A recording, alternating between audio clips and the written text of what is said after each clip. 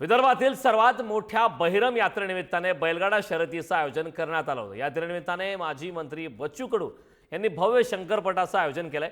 यावेळी बच्चू कडू यांनी स्वतः बैलजोडी घेऊन शंकरपटात सहभाग घेऊन अवघ्या 6.9 सेकंदात पल्ला गाठला। अतिशय सुसाट वेगाने बच्चू कडू यांनी बैलगाडी हाकली।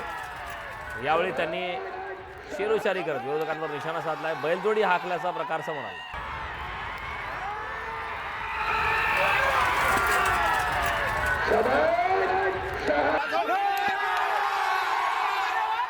ये 56 इंच की सीना नहीं, ये किसान के बेटा का सीना है। आमची बैलजोडी आवरल्या जात नव्हती, एवढी पयाली सुसाट आवरत नव्हती। दोघं तिघ जण चेनले तिकडे, रोकने की तुम्हारी औकात नहीं थी। वो तो सालों तुमने बेईमानी की है।